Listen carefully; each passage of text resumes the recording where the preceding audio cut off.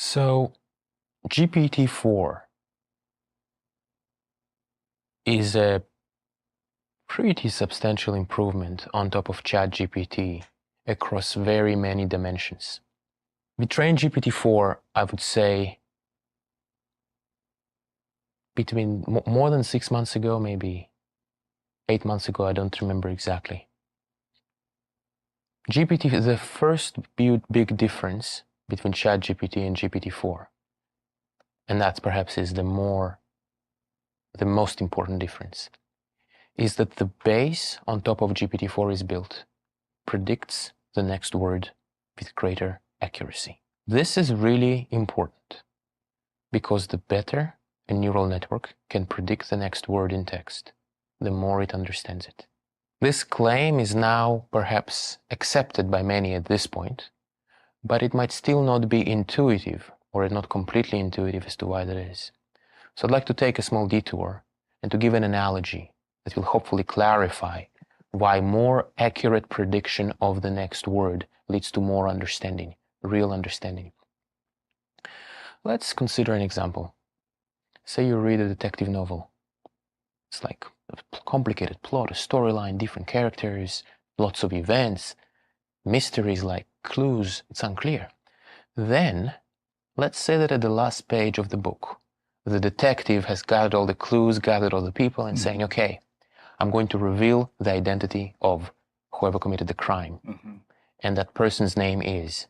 Predict that word. Predict that word, Yeah, exactly. my goodness. Right? Yeah, right. Now, there are many different words, but by predicting those words better and better and better, the understanding of the text keeps on increasing. GPT-4 predicts the next word better. You know, Ilya, people say that deep learning won't lead to reasoning. That deep learning won't lead to reasoning.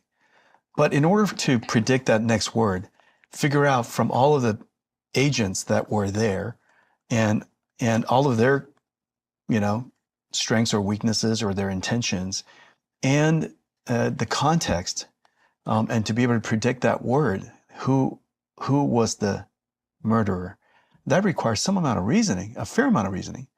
And so how is it that it's able to learn reasoning, and if it learned reasoning, one of the things that I was going to ask you is, of all the tests that were taken between ChatGPT and GPT-4, there were some tests that GPT-3 or ChatGPT was already very good at.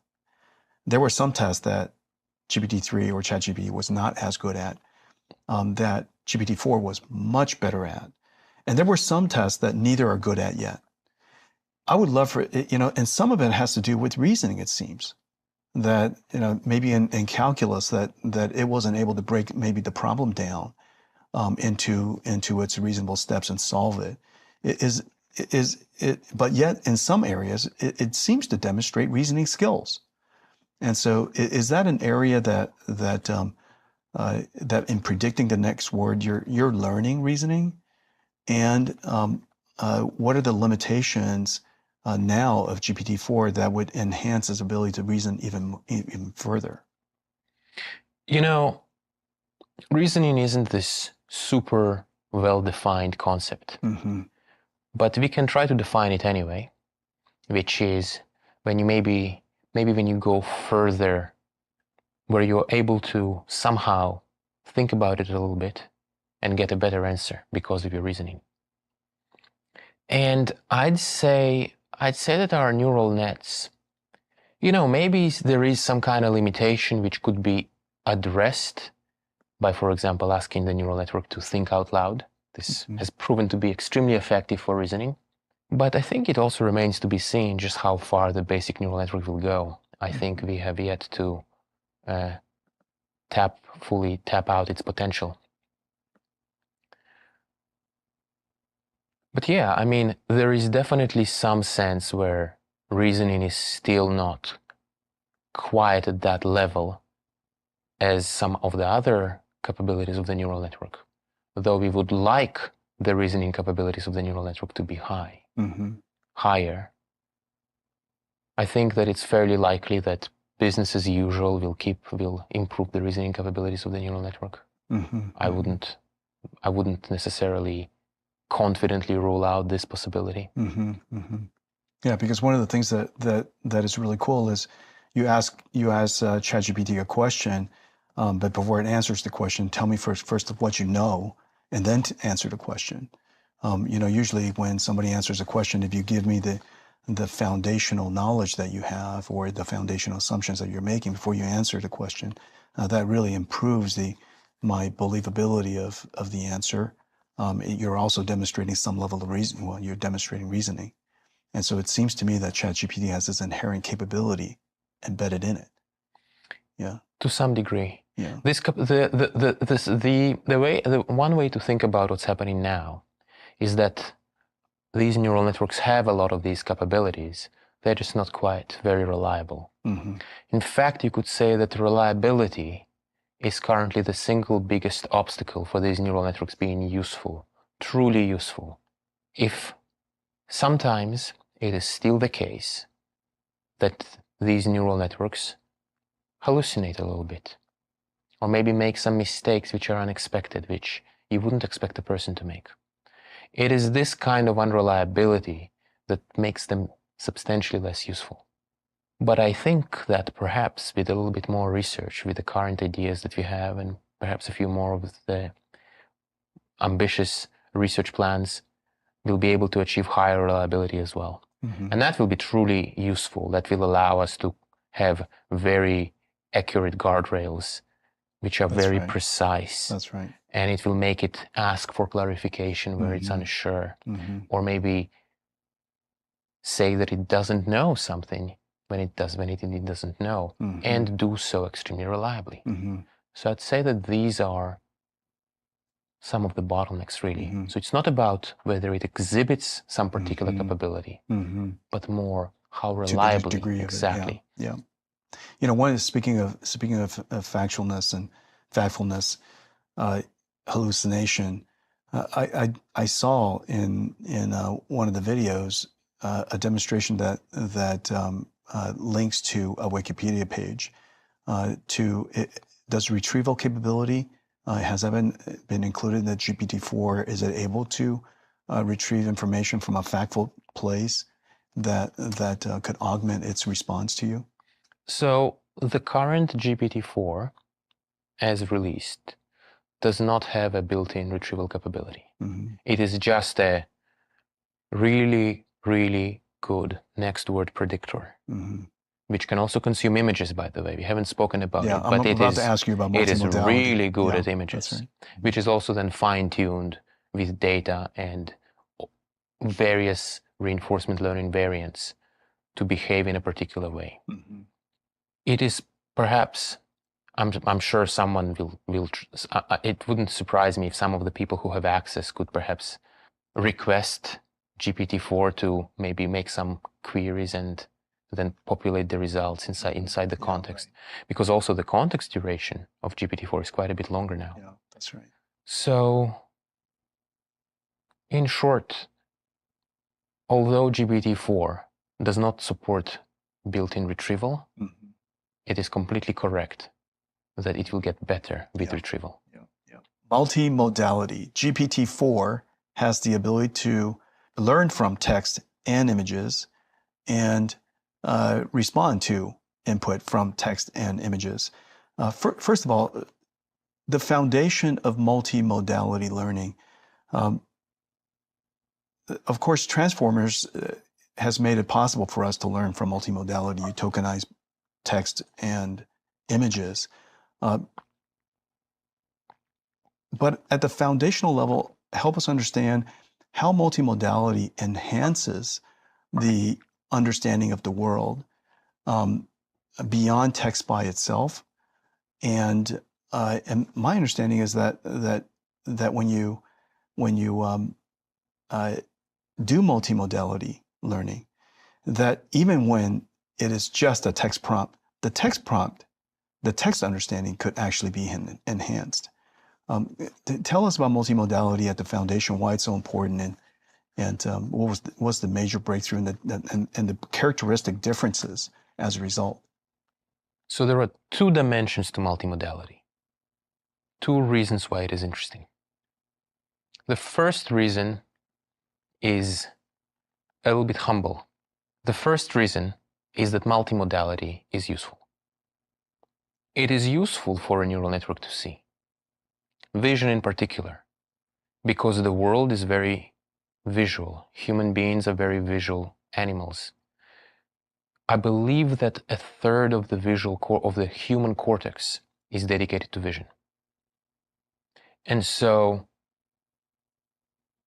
by not having vision, the usefulness of our neural networks, though still considerable, is not as big as it could be. Mm-hmm. So it is a very simple usefulness argument. Mm-hmm. It is simply useful to see. And GPT-4 can see quite well. There is a second reason to do vision, which is that we learn more about the world by learning from images in addition to learning from text. That is also a powerful argument, though it is not as clear-cut as it may seem. And I'll give you an example. Or rather, before giving an example, I'll make the general comment. For a human being, us human beings, we get to hear about 1 billion words in our entire life. Only? Only 1 billion words. That's amazing. Yeah. That's not a lot. Yeah, that's not a lot. So we need to compensate. Does that include my own words in my own head? Make it 2 billion words if you want. But you see what I mean. Yeah. You know, we can see that because 1 billion seconds is 30 years. So you can kind of see, like, we don't get to see more than a few words a second, and then we are asleep half the time. Yeah. So like a couple billion words is the total we get in our entire life. Mm-hmm. So it becomes really important for us to get as many sources of information as we can. And we absolutely learn a lot more from vision. The same argument holds true for our neural networks as well, except for the fact that the neural network can learn from so many words. So things which are hard to learn about the world from text in a few billion words may become easier from trillions of words. And I'll give you an example. Consider colors. Surely one needs to see to understand colors. And yet, the text-only neural networks who've never seen a single photon in their entire life, if you ask them which colors are more similar to each other, it will know that red is more similar to orange than to blue. Mm-hmm. Mm-hmm. It will know that blue is more similar to purple than to yellow. Mm-hmm. How does that happen? And one answer is that information about the world, even the visual information, slowly leaks in through text, but slowly, not as quickly. But when you have a lot of text, you can still learn a lot. Of course, once you also add vision and learning about the world from vision, you will learn additional things which are not captured in text. Mm-hmm. But it is not, I would not say that it is a binary. There are things which are impossible to learn from text only. I think this is more of an exchange rate. Yeah.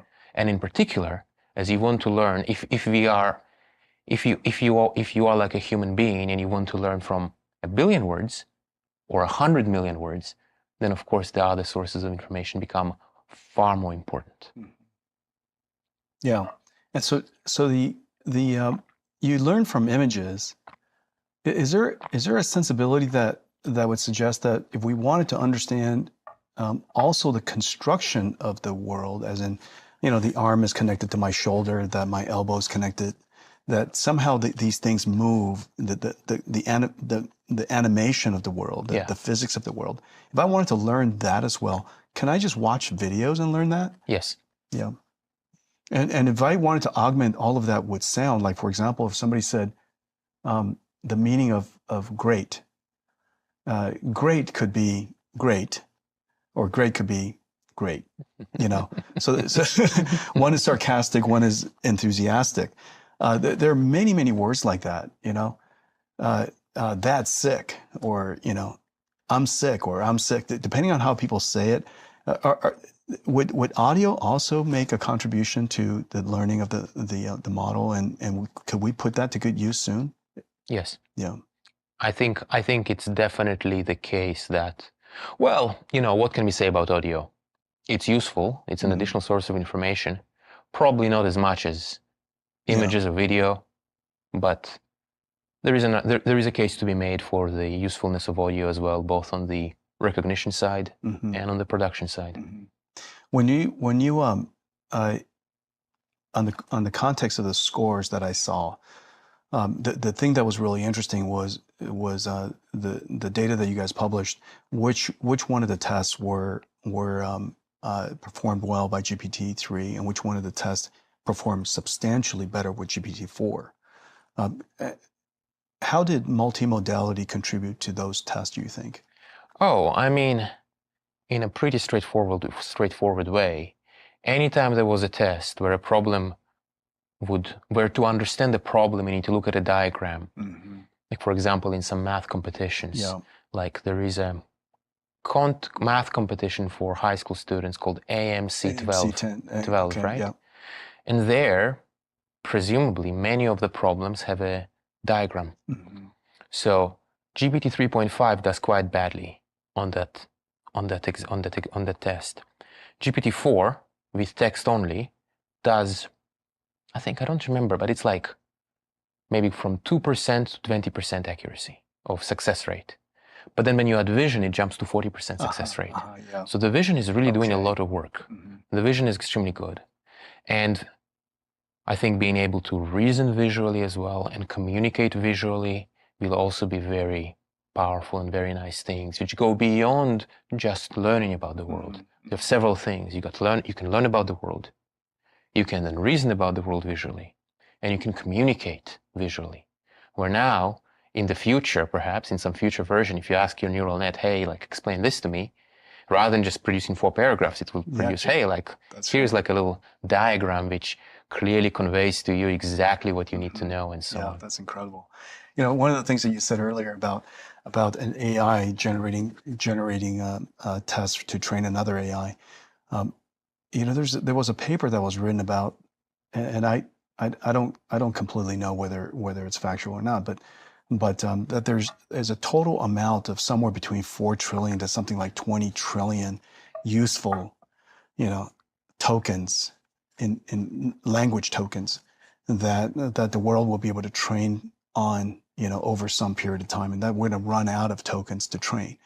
And well, first of all, I wonder if that you feel the same way, and then secondarily, whether the AI generating its own data could be used to train the AI itself, which you could argue is a little circular, but we train our brain with generated data all the time by self-reflection, working through a problem in our brain, or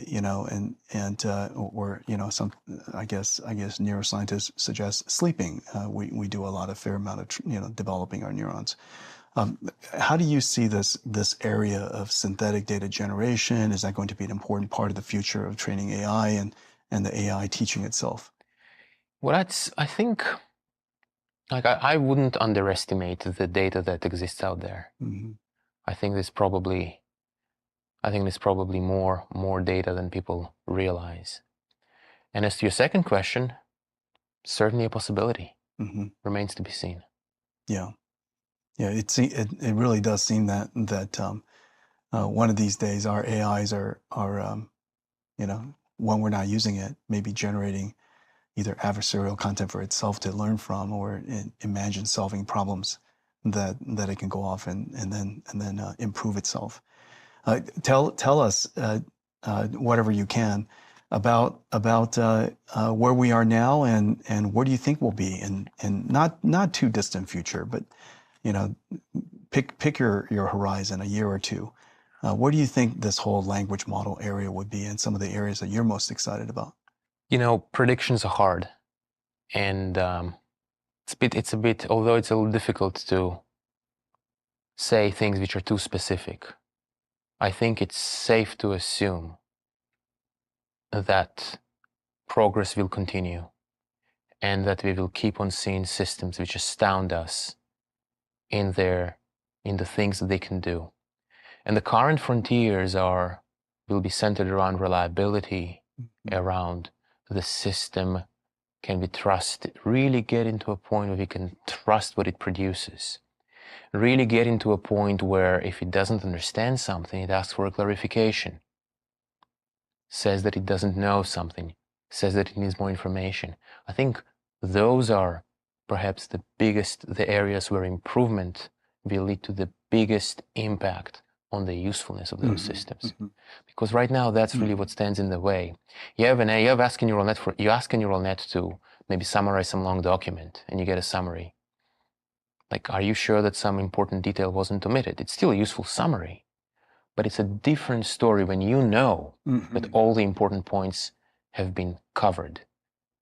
At some point, and in particular, it's okay, if there is ambiguity, it's fine, but if a point is clearly important, such that anyone else who saw that point would say, this is really important, when the neural network will also recognize that reliably, that's when you know. Same for the guardrail, same for its ability to clearly follow the intent of the user, of its operator. So I think we'll see a lot of that in the next 2 years. Yeah, that's terrific, because the progress in those two areas will make this technology trusted by people to use and be able to apply for so many things. I was thinking that was going to be the last question, but I did have another one. Sorry about that. Okay, go for it. So ChatGPT to GPT-4. GPT-4, when you first started using it, what are some of the skills that it demonstrated that surprised even you? Well, there were lots of really cool things that it demonstrated, which were quite cool and surprising. It was quite good. So I'll mention two examples. So let's see. I'm just trying to think about the best way to go about it. The short answer is that the level of its reliability was surprising. Where the previous neural networks, if you ask them a question, sometimes they might misunderstand something in a kind of a silly way.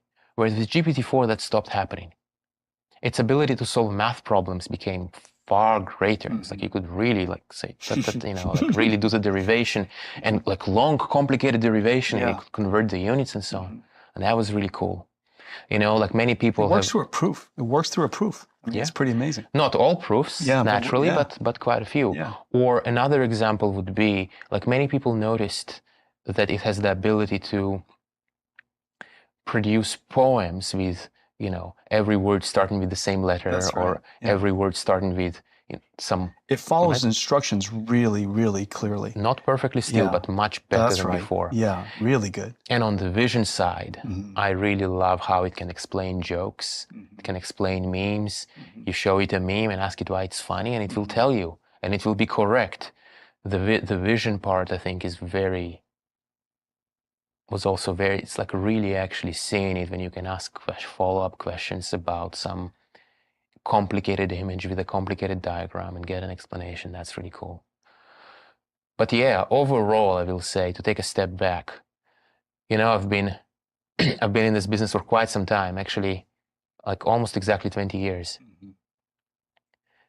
And the thing which I find most surprising is that it actually works. Yeah. It turned out to be the same little thing all along, which is no longer little and is a lot more serious and much more intense. But it's the same neural network, just larger, trained on maybe larger data sets in different ways, with the same fundamental training algorithm. Yeah. So it's wow. I would say this is what I find the most surprising. Yeah. Whenever I take a step back, I go, how is it possible that those ideas, those conceptual ideas about, well, the brain has neurons, so maybe artificial neurons are just as good. And so maybe we just need to train them somehow with some learning algorithm, that those arguments turned out to be so incredibly correct. That would be the biggest surprise, I'd say. In the 10 years that we've known each other, the models that you've trained and the amount of data you've trained from the what you did on AlexNet to now is about 1 million times, and no one in the world of computer science would have believed that the amount of computation that was done in that 10 years time would be 1 million times larger, and that you dedicated your career to go do that. You've done many more. Your body of work is incredible, but 2 seminal works, and the co-invention with AlexNet, and that early work, and now with GPT at OpenAI, it is truly remarkable what you've accomplished. It's great to catch up with you again, Ilya, my good friend, and it is quite an amazing moment. And today's talk, the way you break down the problem and describe it, this is one of the best PhD beyond PhD descriptions of the state of the art of large language models. I really appreciate that. It's great to see you. Congratulations. Thank you so much. Yeah, thank you. I had so much fun. Thank you.